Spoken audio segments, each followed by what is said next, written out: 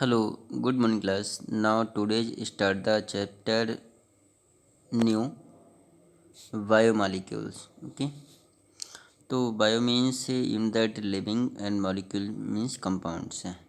तो biomolecules which is provide the requires the energy and this energy perform the every living things and these compounds are essential to the every living things.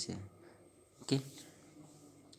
तो biomolecules also known as कार्बनिक compound, इन्हें क्या बोलते हैं? कार्बनिक compound. Okay, कार्बनिक compounds. तो मतलब in this compounds which is contain carbons. इस कंपाउंड मतलब जो कार्बनिक कंपाउंड्स होते हैं इनमें कार्बन्स कंटेंट्स होते हैं. For example carbohydrate.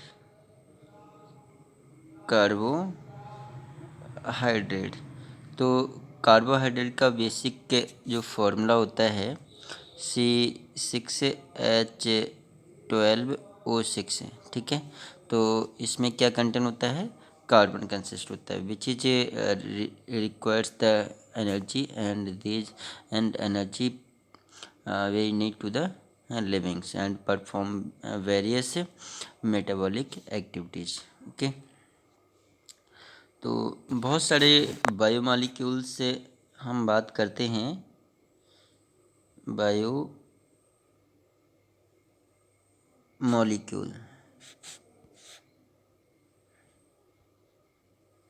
Biomolecules okay, like carbohydrate,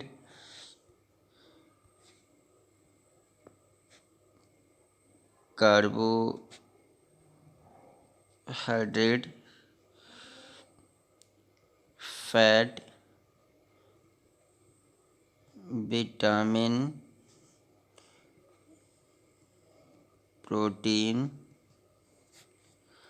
amino acid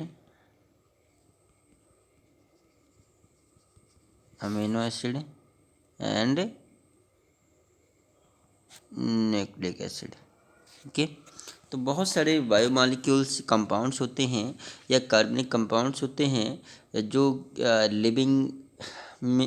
livings में होते हैं और which is contain the carbons and requires the energy. ठीक है. तो ये जितने भी ये बायोमॉलिक्यूल्स होते हैं ये किस में होते हैं? लिविंग्स में होते हैं और लिविंग में इनका काफ़ी यूज होता है और ये आवश्यक होते हैं. ठीक है, लाइफ के लिए. एंड फॉर्म्ड, आप जानते हैं ये कार्बनिक कंपाउंड्स या विदाउट कार्बनिक कंपाउंड्स हैं. कार्बनिक कंपाउंड्स को ऑर्गेनिक कंपाउंड कहते हैं. यहाँ पर कुछ बता दे रहा हूँ. कार्बनिक compounds known as organic compound है. Organic compound. Okay. And without कार्बनिक कंपाउंड, विदाउट कार्बनिक कंपाउंड, इसे क्या बोलते हैं? Inorganic compound. Inorganic compound. ठीक है.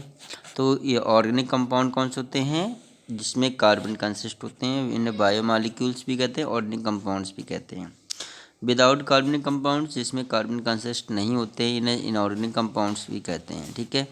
एंड तो बात करते हैं कंपाउंड्स का फॉर्मेशन कैसे होता है और सब्सटेंस का फॉर्मेशन कैसे होता है.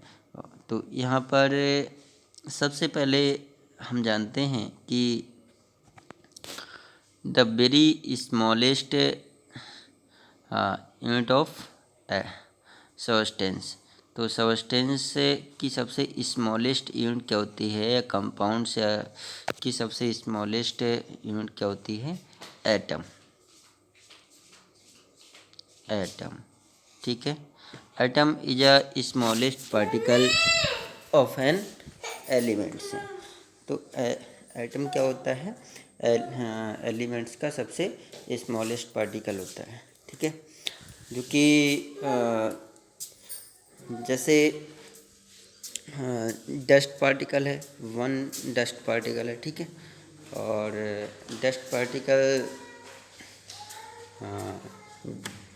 Is a atom. और ये जॉइंट होते हैं, बहुत सारे पार्टिकल्स आपस में जॉइंट होते हैं, कंटेन होते हैं, और क्या बनाते हैं? एक सब्सटेंस या बायोमॉलिक्यूल्स या फिर कंपाउंड्स का फॉर्मेशन करते हैं, ठीक है।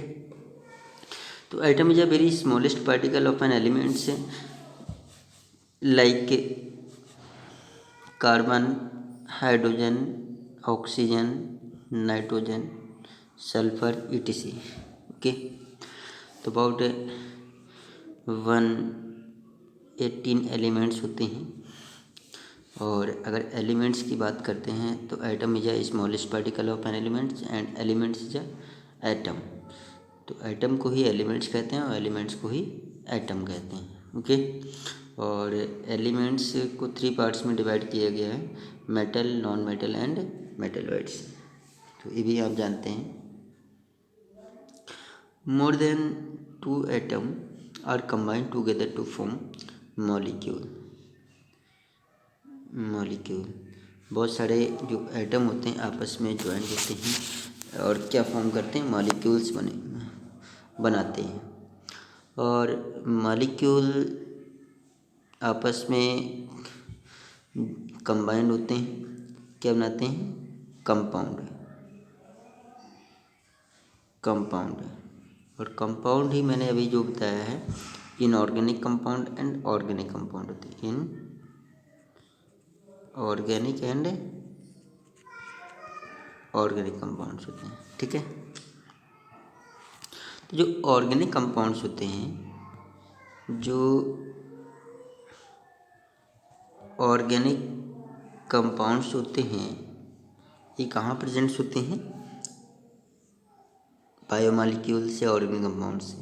ये जो लिविंग की सबसे स्मॉलेस्ट यूनिट होती है, सेल, तो सेल में प्रेजेंट्स होते हैं, ठीक है। सेल के साइटोप्लाज्म में, सेल का जो प्रोटोप्लाज्म होता है, प्रोटोप्लाज्म, तो प्रोटोप्लाज्म में प्रेजेंट्स होते हैं क्या? बायोमॉलिक्यूल्स या ऑर्गेनिक कंपाउंड्स हैं। तो what is a protoplasm? Protoplasm कहते किसे हैं?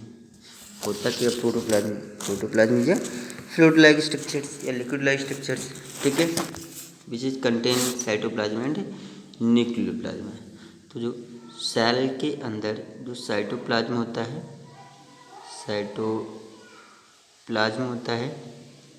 और प्लस न्यूक्लियोप्लाज्म,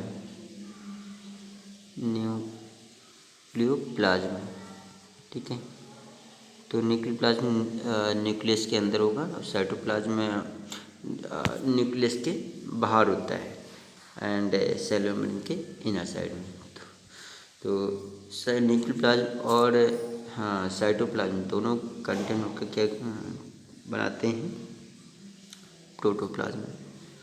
और प्रोटोप्लाज्म में ही बायोमॉलिक्यूल्स या ऑर्गेनिक कंपाउंड्स प्रेजेंट होते हैं, ठीक है। जो कि जो सेल अपनी मेटाबॉलिक प्रोसेस परफॉर्म करता है या बायोलॉजिकल प्रोसेस परफॉर्म करता है इसकी हेल्प से। एंड दीज ऑर्गेनिक के biomolecules release the energy, okay. बहुत सारे एलिमेंट्स होते हैं, बहुत अर्थ पर बहुत सारे एलिमेंट्स हैं। अगर हम अर्थ की बात करते हैं, अर्थ पर बहुत सारे एलिमेंट्स होते हैं जो ह्यूमन बॉडी में प्रेजेंट्स होते हैं। Human body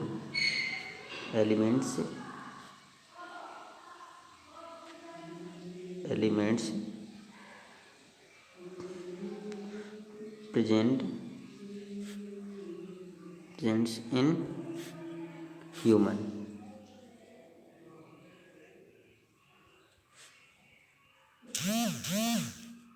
body. तो ह्यूमन बॉडी में प्रेजेंट्स होंगे, बहुत सारे एलिमेंट्स होते हैं अर्थ के, लाइक हाइड्रोजन। हाइड्रोजन की बात करते हैं। नेक्स्ट है hydrogen and carbon, oxygen, nitrogen, okay, sulphur, sodium, calcium, magnesium, silicon. बहुत सारे एलिमेंट्स होते हैं जो ह्यूमन बॉडी में प्रेजेंट्स होते हैं, और इनसे मिलकर क्या बनाते हैं, बायोमॉलिक्यूल्स। तो सबसे पहले अभी मैंने बताया भी था, जो कार्बोहाइड्रेट होता है, कार्बोहाइड्रेट्स, इसका जो मॉलिक्यूलर फॉर्मूला होता है, मॉलिक्यूलर C6H12O6। तो किससे बना होता है, carbon, hydrogen and oxygen. Carbon about 6 carbon हुए, एटम हुए कार्बन से, 12 हाइड्रोजन के एटम्स हुए, ऑक्सीजन 6 एटम हुए। तो कार्बन, हाइड्रोजन एंड ऑक्सीजन से मिलकर कार्बोहाइड्रेट्स का फॉर्मेशन हुआ, जिसे हम कहते हैं ग्लूकोज या फूड। ये क्या रिलीज करते हैं, एनर्जी रिलीज करते हैं, ठीक है। एंड अमीनो एसिड, अगर बात करते हैं amino acid is a biomolecules. Amino acid क्या होते हैं, बायोमॉलिक्यूल्स होते हैं। तो इसका बेसिक जो फार्मूला हुआ, बेसिक नॉर्मल फार्मूला हुआ,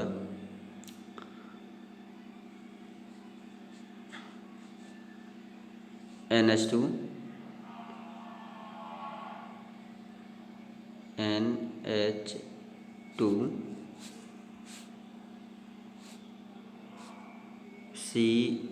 COOH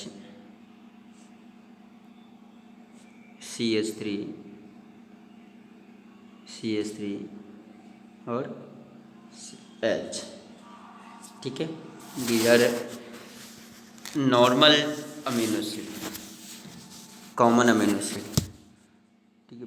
कई एक टाइप्स के अमीनो एसिड होते हैं, तो बहुत सारे अमीनो एसिड, ये क्या है, अमीनो एसिड है, ठीक है। हमारी बॉडी में अबाउट 20 टाइप्स के अमीनो एसिड होते हैं, ठीक है। और अमीनो एसिड, ये बहुत सारे अमीनो एसिड आपस में ज्वाइंट होते हैं, बहुत सारे अमीनो एसिड।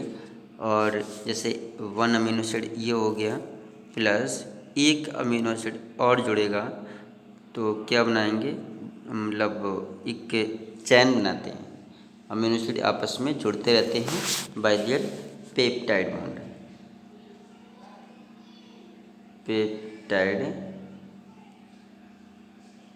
बॉन्ड, ठीक है। तो पेप्टाइड बॉन्ड के थ्रू आपस में जुड़े रहते हैं और क्या बनाते हैं, प्रोटीन का फॉर्मेशन करते हैं, प्रोटीन बनाते हैं, समझ गया। तो amino acid is a micro biomolecules. जो अमीनो एसिड होता है एक माइक्रो बायोमॉलिक्यूल्स होता है, और प्रोटीन कैसा होता है, micro biomolecules. Micro means small और मैक्रो मीन्स लार्ज या हैवी बायोमॉलिक्यूल्स, ठीक है। तो मैंने यहाँ पर अमीनो एसिड के बारे में बताया। नेक्स्ट अभी का अमीनो एसिड आपस में ज्वाइंट होते हैं पेप्टाइड बॉन्ड के थ्रू।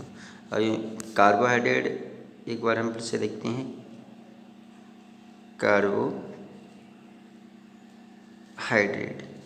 कार्बोहाइड्रेट का बेसिक फार्मूला क्या हुआ? ग्लूकोज C6H12O6, ठीक है। बहुत सारे कार्बोहाइड्रेट आपस में ज्वाइंट होते हैं, इसे मोनोसैकेराइड्स भी कहते हैं। क्या हुआ? दीज आर यूनिट ऑफ सैकेराइड्स हैं। ये क्या हुआ?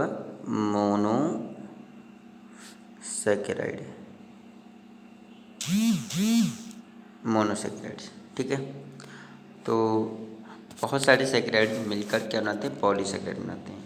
तो जैसे ये क्या है? ग्लूकोज है या कार्बोहाइड्रेट, और ग्लूकोज, बहुत सारे ग्लूकोज आपस में ज्वाइंट होकर क्या बनाते हैं? पॉलीसैकेराइड्स बनाते हैं। पॉलीसैकेराइड्स बनाते हैं, ठीक है। तो ग्लूकोज मोनोसैकेराइड्स हैं, ये माइक्रो बायोमॉलिक्यूल्स हुआ, ये माइक्रो बायोमॉलिक्यूल्स हुआ, और पॉलीसैकेराइड्स मैक्रो बायोमॉलिक्यूल्स हुए, लार्ज बायोमॉलिक्यूल्स हुआ, ठीक है। तो ये ग्लूकोज या कार्बोहाइड्रेट आपस में ज्वाइंट होते हैं, मोनोसैकेराइड्स आपस में ज्वाइंट होते हैं बाय देयर ग्लाइकोसाइडिक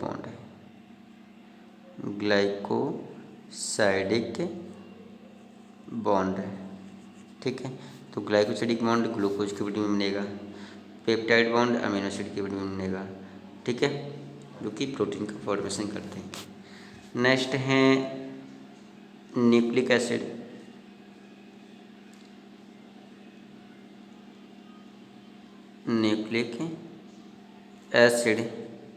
ओके। तो न्यूक्लिक एसिड आप जानते हैं is a biomolecules which is transfer the genetic information from one generation to another generation. तो न्यूक्लिक एसिड जो होते हैं या फिर जेनेटिक, इन्हें क्या बोलते हैं? Genetic material.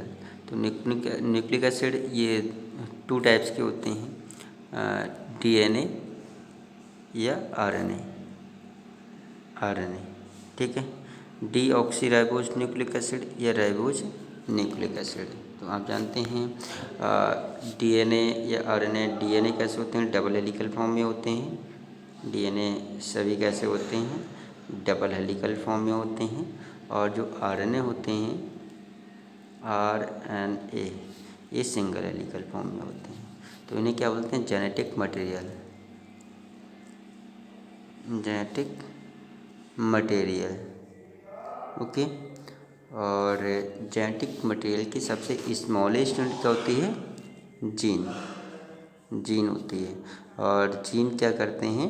हमारी जो इन्फॉर्मेशन होते हैं, मैसेज होते हैं, एक जनरेशन से दूसरे जनरेशन में ले जाने का काम करते हैं। तो समझ गए? तो न्यूक्लिक एसिड क्या हुआ?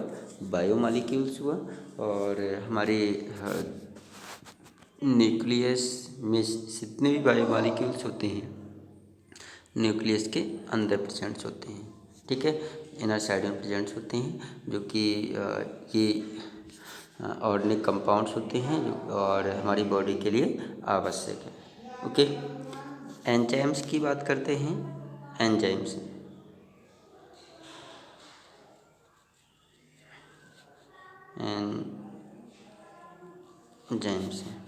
तो एंजाइम जैसे अभी मैंने बताया, अमीनो एसिड बताया था, अमीनो एसिड, बहुत सारे अमीनो एसिड आपस में ज्वाइंट होते हैं और क्या बनाते हैं? प्रोटीन बनाते हैं, ओके। और प्रोटीन की ही फॉर्म होती है एंजाइम। तो एंजाइम या कैटलिस्ट, ये कैसे होते हैं? कैटलिस्ट होते हैं। तो आप जानते हैं कैटलिस्ट हमारी जो बायोमॉलिक्यूल्स होते हैं, जो केमिकल प्रोसेस होती हैं बॉडी में या फिर बायोलॉजिकल जो प्रोसेस होती है बॉडी में, इनको फास्ट कर देता है, इंक्रीज कर देते हैं। और ये इनके जो मेटाबॉलिक रेट होता है या फिर बायोलॉजिकल जो प्रोसेस की जो रेट होती हैं उनको इंक्रीज कर देते हैं, फास्ट कर देते हैं। कौन? एंजाइम से। तो एंजाइम वर्ड दिया था साइंटिस्ट लोरेन ने, और जिनकी लास्ट में एज आता है, क्या आता है? एज। लाइपेज है, जाइमेज है, इन्वर्टेज है, ठीक है। तो बहुत सारे कई डिफरेंट टाइप्स के एंजाइम्स होते हैं जो कि हमारे मेटाबॉलिक प्रोसेस के रेट को इंक्रीज करते हैं, फास्ट कर देते हैं। और ये किसी इन्हीं की फॉर्म है, प्रोटीन्स की फॉर्म है, ठीक है, एंजाइम्स हैं, एंजाइमेटिकल, ठीक है। तो बहुत सारे बायोमॉलिक्यूल्स हैं जिनके बारे में हम डिस्कस करेंगे। और ये हमारी बॉडी में जैसे बहुत सारे एलिमेंट्स भी होते हैं, हाइड्रोजन है, कार्बन है, ऑक्सीजन है, नाइट्रोजन है, सल्फर है, सोडियम, पोटेशियम। तो इन सभी का एक रोल होता है, ठीक है, जो कि कोई ना कोई हमारी मेटाबॉलिक प्रोसेस या बायोलॉजिकल प्रोसेस परफॉर्म करने के लिए रिस्पॉन्सिबल होते हैं। तो आज हमने कुछ बेसिक के कंपोनेंट्स के बारे में पढ़ा, बेसिक जो बायोमॉलिक्यूल्स हैं, सब्सटेंस के बारे में पढ़ा। Okay, thanks student.